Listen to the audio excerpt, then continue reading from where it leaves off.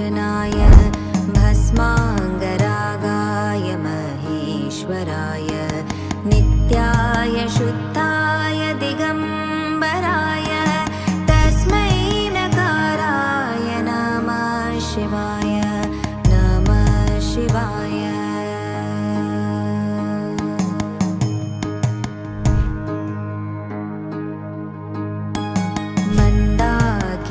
सलिलचन्दनचर्चिताय नन्दीश्वर प्रमथनाथ महेश्वराय मन्दारपुष्पबहुपुष्पसुपूजिताय तस्मै मकाराय नमः शिवाय नमः शिवाय।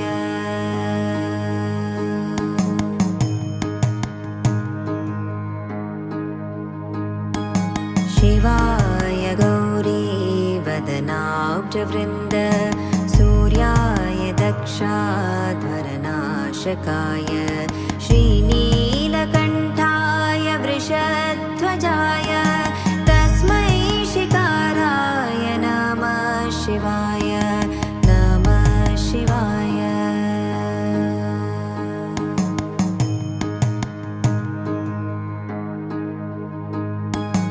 वसिष्ठकुम्भोद्भव गौतमार्य मुनीन्द्रदेवार्चितशेखराय चन्द्रार्कवैश्वानरलोचनाय तस्मै वकाराय नमः शिवाय नमः शिवाय।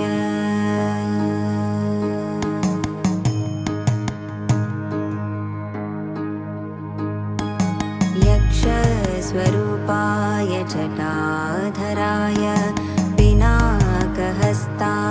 सनातनाय दिव्याय देवाय दिगम्बराय तस्मै यकाराय नमः शिवाय नमः शिवाय